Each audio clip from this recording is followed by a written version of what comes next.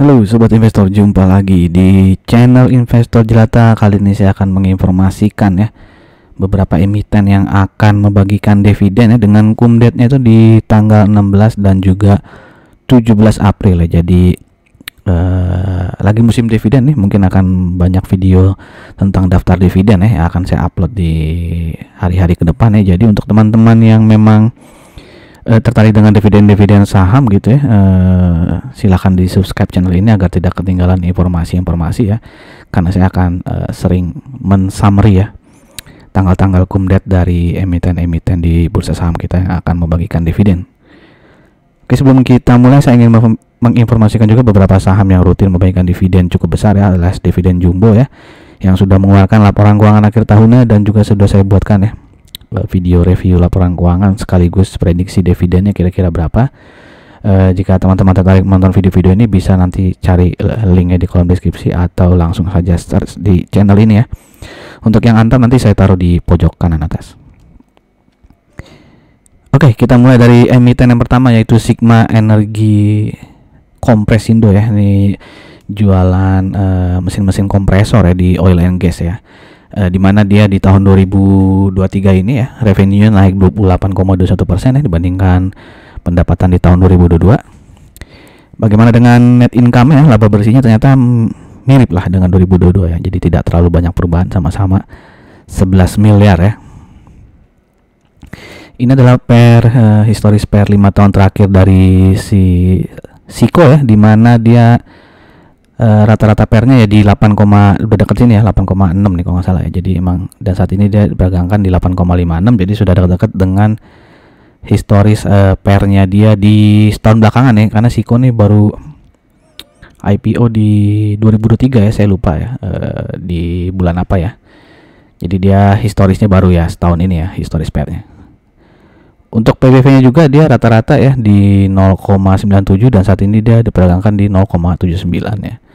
Book value-nya saat ini di 124,72. Jadi kalau kita mengasumsikan harga wajarnya itu adalah di PBV 0,97, maka harga wajarnya adalah 120,98 rupiah ya. Dimana di hari perdagangan terakhir ya sebelum libur panjang ini di 5 April dia closing di 99%, alias berarti margin of safety-nya ada 22% ya, alias dia saat ini terdiskon sebesar 22,2%. Ini chart dari Siko ya, dimana dia sedang sideways lah ya. Jadi di sini ada supportnya di 90, jadi dia sideways di antara 90 sampai dengan ya di 107 ini ya, 107 112 lah. Jadi dia masih bergerak di sideways antara 90 sampai dengan 112 ya. Jadi supportnya di 90 ya. Dan resisten berikutnya ada di sekitar 107 sampai dengan 112 ya. Kalau dia bisa tembus resisten ini nih, resisten selanjutnya adalah 134 ya. Kalau untuk trading sih kurang enak lah ini ya, kalau chartnya kayak gini nih ya, di 3 bulan terakhir nih chartnya kurang enak ya candlestick-nya. Oke, secara EMA dia downtrend ya, sedang berjuang nih ya untuk melewati EMA 20-nya ya, tapi ya closingnya masih ya nempel di EMA 20 lah ya. Jadi ya memang masih bisa dibilang secara short term maupun long term dia masih downtrend ya. Oke, walaupun dia sedang downtrend tapi dia akan membagikan dividen ya. Nah, sebelumnya dia sudah bagi dividen interim ya di bulan November 2023. Dia akan bagi dividen final ini ya, cum-date-nya 16 April. Ya, harga saham terakhir kan 59. Nah, dividennya itu adalah Rp2 ya, sehingga 2 dibagi 99 ya, potensi dividen yield final itu 2,02% saja ya. Tapi perlu diingat ya, dia sudah bagi dividen interim juga nih. Besarannya sama ya, Rp2 ya. Jadi kalau di total ya mungkin teman-teman bisa dapat dividen yield sekitar 4% ya kalau sudah punya dari dulu nih si Sikonya. Oke, lanjut kita ke nah ini TMG ya. Pasti mungkin teman-teman juga banyak yang punya gitu ya IDMG ya. Dan sudah tahu juga mungkin ya dia akan bagi dividen. Nah, kita lihat dulu ya flashback di mana dia laporan keuangan akhir tahun 2023-nya ya. Pendapatan itu turun ya 35,3% dibandingkan 2022. Jika kuartal 4 dibandingkan dengan kuartal 3 juga itu ada penurunan 4,9% ya. Untuk laba bersihnya juga begitu ya. Laba bersih di tahun 2023 ini turun tajam ya, 58,7 nih dibandingkan tahun 2022 ya. Begitupun kuartal 4-nya dia mengalami penurunan 14,3% dibandingkan laba bersih di tahun 2002. Dibandingkan laba bersih di kuartal 3 2023 ya. Oke, ini historis per 5 tahun terakhir dari ITMG ya, dimana dia per rata-ratanya 5 tahun terakhir di 6,97 dan saat ini dia dipegangkan di 3,93 ya. Jadi dia bisa dibilang under value ya berdasarkan historis pernya. Bagaimana dengan PBV-nya ya? PBV-nya rata-rata di 1,32 dan saat ini dia dipegangkan di 1,1. Jadi secara PBV juga dia masih under value ya kalau kita lihat historis PBV 5 tahun terakhirnya. Dan saat ini book value dari ITMG adalah di Rp24.425. Dan jika kita langsung dengan PBV-nya itu ya, harga wajar itu di PBV 1,32, maka harga wajarnya berada di harga Rp32.241. Nah, sekarang harga dia di hari tanggal 5 April berapa? Ini tanggal 5 April ya, salah saya nih. Belum diganti ya. Ini 5 April ya terakhir. Hari Jumat ya berarti ya. Ya, itu dia closing di 26.850 ya, sehingga margin of safety-nya itu 20% alias harga saat ini bisa dianggap terdiskon 20% lah. Ya, lebih murah 20% dibandingkan harga wajar yang tadi kita asumsikan. Nah, ini adalah chart dari ITMG ya. Bisa di sini ada beberapa gap yang belum ketutup ya. Gap terdekatnya itu ada di 30.000 nih ya, gap terdekat. Lalu yang di atas lagi ada gap di 40.350 ya, cukup jauh nih gapnya ya, entah kapan akan tertutup ya. Dimana saat ini dia, kalau kita lihat ya, tadi kan dia bergerak sideways ya di antara 25.600 sampai dengan 27.450 nih. Ini kan dia bergerak sideways ya, naik turun, naik lagi turun ya. Dan ternyata ini berhasil di break di sini ya, 27.450-nya ya. Sempat break sampai ke berapa tuh? 28 ribuan lah di sini ya. Tapi akhirnya dia turun lagi ya. Mungkin ini retracement sementara ya. Yang penting jangan sampai dia jebol support di 25.600-nya ini ya. Nah, ini kan di 3 hari terakhir dia kan ada sedikit rebound ya. Nah, apakah dia akan rebound lanjut lagi ya untuk menutup gap 30.000 ya? Kita harus menunggu ya. Mungkin dengan pembagian dividen akan naik sedikit mungkin ya. Mungkin bisa balik lagi ke 28 ribuan ya. Intinya kalau teman-teman baru mau entry sekarang ya, dilihat aja ya supportnya itu di 25.600. Kalau kuat nahan rugi lagi ya, support berikutnya di 23.600 ya. Kalau kuat nahan kerugian sampai 23.600 ya silakan pilih cut loss-nya itu di kalau dia closing di bawah 23.600 gitu ya. Targetnya di mana ya? Targetnya sih bisa nutup gap 30.000 ini ya. Oke, kalau nutup 40.000 kayaknya mungkin masih butuh waktu lama ya, tergantung harga batu bara juga gitu ya. Oke, kalau secara EMA ya dia bisa dibilang sideways lah ya. Saat ini dia sedang berada di EMA 50 ya, EMA 50 dan EMA 100 ini ya. Jadi ya secara mid term dia bisa dibilang tapi ini belum closing cukup jauh di atas EMA 50 ya. Jadi kita bisa bilang sideways lah ya. Oke, ini adalah dividen historinya ya. Ya seperti biasa ya, ITMG cukup royal ya dalam hal pembagian dividen. Dan di tanggal 21 Februari ya saya sempat bikin video review laporan keuangan ITMG sekaligus prediksi dividennya ya. Di tanggal 21 Februari ini sudah saya upload ya. Dan saat itu prediksinya adalah dividennya sekitar 4.400 ya, tapi kan dia sudah bagi dividen interim ya di bulan September ya sebesar 2.660. Jadi sisa potensi dividen finalnya ya itu di 1.744 ya. Nah, itu prediksi yang saya buat di video tanggal 21 Februari ya, 1.744 ya. Nah, kita lihat sekarang berapa. Nah, dia bagi dividennya cukup dekat dengan prediksi ya di 1.747 ya. Dan cum date-nya itu juga di 16 April ya. Jadi setelah liburan panjang, libur Idul Fitri, dia cum date 16 April berarti hari apa ya? Selasa ya. Dengan harga saham di tanggal 5 ya yang closing di 26.450. Berarti potensi dividen itu sekitar 6,5% ya. Jadi cukup besar ya karena dia sudah bagi dividen interim juga ya. 2.660 ya. Berarti dividen interimnya lebih besar tuh ya, 2.660. Jadi selamat untuk teman-teman yang punya saham sejak September ya, udah merasakan interim ya. Tapi habis itu kayaknya dia itu ya gap down itu ya. Gap down yang di 30.000 ya, itu di September ya. Oke, itu ITMG. Sebelum kita lanjut ya, saya ingin mengajak teman-teman yang mungkin saja baru mampir di channel ini untuk subscribe channel ini ya, terutama jika teman-teman tertarik dengan saham-saham yang rutin lah membagikan dividen ya. Silahkan di subscribe, dan jika dirasakan video-video di channel ini bermanfaat, saya minta tolong juga untuk like, comment, and share-nya. Terima kasih. Mari kita lanjutkan. Nah, berikut ini dari Arwana Citra Mulia ya, perusahaan keramik ya dengan kode ticker ARNA, di mana di tahun 2023 pendapatannya turun 5,38% dan profitnya turun lebih dalam lagi ya, 22,72%. Jadi selama 7 tahun terakhir ya, baru kali ini dia laba bersihnya tidak tumbuh ya, alias rugi ya, karena kan sebelum-sebelumnya dia selalu profitnya naik terus tuh ya, gede-gede lagi naik ya, selalu di atas 20% nih, dan pada akhirnya 2023 ini terjadi penurunan profit ya, setelah sekian lama dia bertumbuh cukup bagus nih ARNA ya. Lalu kita lihat PER historisnya ya, 5 tahun terakhir PER-nya itu rata-ratanya berada di 14,24, dan saat ini dia diperdagangkan di 12,28, jadi kita bisa bilang dia under value ya, dilihat dari historis PER-nya.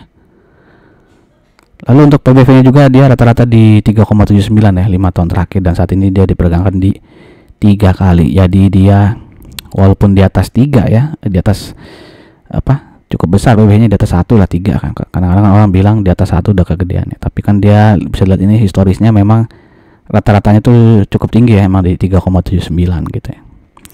Dan book value di saat ini harganya di 248 ya, book value-nya di 248,39. Jadi kalau kita asumsikan harga wajarnya itu berada di PBV 3,79, maka harga wajar itu ada di 941,4 ya. Nah, di tanggal 5 dia closing di 745, sehingga harga saat ini ya 745 ini itu harga terdiskon ya, 26,3%, alias margin of safety-nya cukup besar ya, 26,3%. Dan ini adalah chart dari ARNA ya.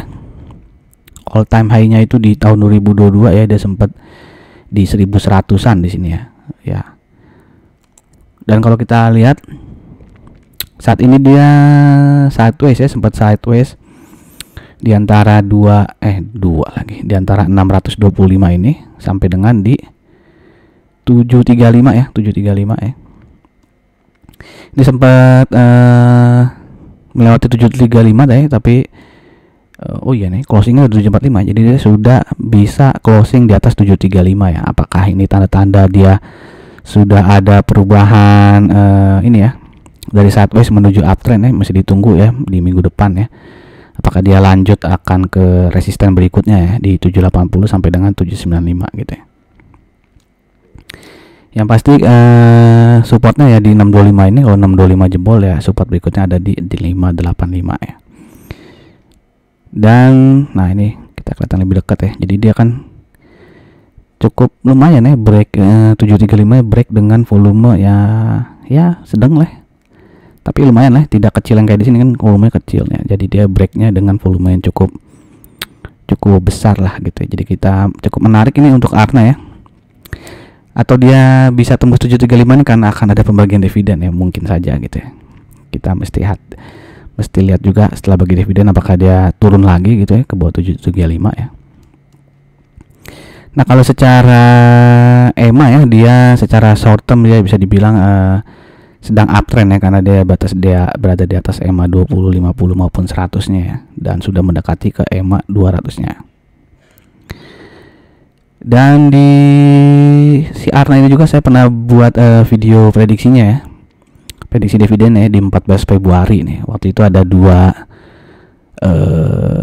waktu itu nih kuartal 4-nya belum keluar ya laporan keuangannya, jadi saya bikin prediksi kalau kuartal 4-nya EPS-nya 14 ya, sama seperti kuartal 3, atau dia rata-ratanya itu kan di 16 ya, jadi bikin dua prediksi, dimana prediksi yang pertama itu dividennya di 42,8, di prediksi kedua itu di 44,19 ya. Dan setelah laporan keuangan kuartal 4-nya keluar ya, ternyata earning per share kuartal 4 itu di 12,62 ya. Jadi cukup agak meleset ya, karena kan di sini asumsi earning per share 14 atau 16 ya. Ternyata lebih rendah 12,62 ya. Nah, waktu itu dibuatlah prediksi lagi ya, dengan dividen payout ratio yang sama asumsinya ya, 69%, maka waktu itu diprediksi dividennya di 41,85. Jadi turun dikit ya, dari 42,8 jadi 41,85. Dan realnya dia akan bagikan dividen di, nah ini ya, 43 ya. Ya, tadi kan prediksinya di 41,85, ternyata lebih besar nih ya, Rp43. Dengan harga saham di tanggal 5 itu di 745, maka potensi dividen yieldnya cukup besar ya, 5,77. Jadi ya cukup jumbo ya, karena di atas bunga deposito ya, di atas 4,25. Oke, kita langsung aja ke berikutnya ya. Dari pelayaran nih, HAIS ya, Hasnur International Shipping ya, di mana HAIS ini udah 3 tahun berturut revenue-nya selalu naik ya, 38%, 82%, dan di kemarin tuh di 20,6% kenaikan pendapatannya. Untuk profitnya juga ya, dia naik cukup drastis ya di tahun 2021 ya, 88%, lalu di 2022 hampir semua saham pelayaran juga profitnya naik banyak ya, sampai 231% ya HAIS ya. Dan sekarang dia juga masih naik ya, tapi sudah menurun nih kenaikannya di 35,71%. Si HAIS ini juga baru IPO ya, IPO di tahun 2022 kalau nggak salah. Jadi ya PR-nya ini baru rata-rata 2 tahun terakhir ya, 1-2 tahun terakhir ya, itu PR-nya di 5,81, dan saat ini dia diperdagangkan di 4,47 ya. Jadi bisa dibilang dia under value.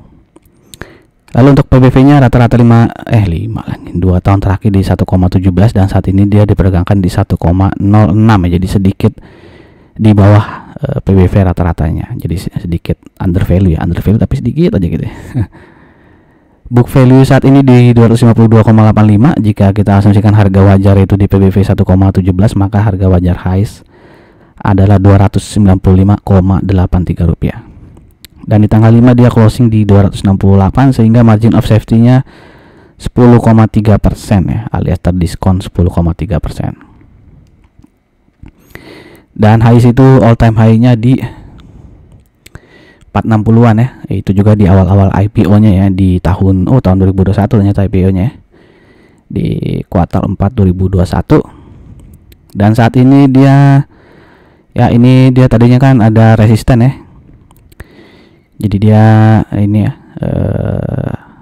bisa dibilang sideways waktu itu ya, di 248 sampai dengan 214, dan akhirnya break resisten 254 berhasil ditembus di sini ya, dan dia bertahan, bahkan dia kecenderungan naik terus nih, sudah sampai 268 ya.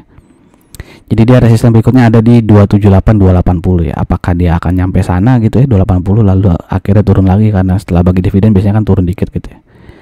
Ya, atau dia akan turun tapi tidak akan melewati 248 ini ya. Jadi dia akan bergerak sideways di antara 248 sampai dengan 280 gitu ya. Bisa juga seperti itu ya. Dan kayaknya kan lagi banyak ini ya, perang ya, kemungkinan juga pelayaran akan terganggu gitu. Nah, apakah itu akan menaikkan harga sewa pelayaran juga ya, seperti di tahun 2022 gitu ya, yang harga penyewaan kargo tuh naik gitu ya. Nah, kalau itu terjadi ya, berarti nanti dia mungkin akan bisa naik tinggi lagi gitu ya. Mungkin akan targetnya ke 300 gitu ya, mungkin aja ya. Oke, kalau secara EMA dia bisa dibilang secara short term maupun long term dia sedang uptrend ya. Jadi untuk yang mau entry saat ini ya dijaga aja. Supportnya berarti ada di 248 ya, dan resistennya di 280. Oke, HAIS ini sejak dia IPO dia langsung bagi dividen ya. Jadi cukup bagus lah kalau sebuah perusahaan tuh baru IPO terus langsung bagi dividen ya, berarti dia keuntungannya real gitu ya, karena dirasakan oleh investor ya gitu ya. Dan di tanggal 23 Februari ya, saya juga buat prediksi tentang HAIS ini. Ya, waktu itu prediksinya adalah dividennya di Rp17,97 ya. Itu kalau dividen payout ratio-nya 30%. Kalau dividen payout ratio-nya naik dikit 35%, berarti dia dividennya sekitar 20. Jadi range prediksinya adalah di antara 17,9 sampai dengan 20,9.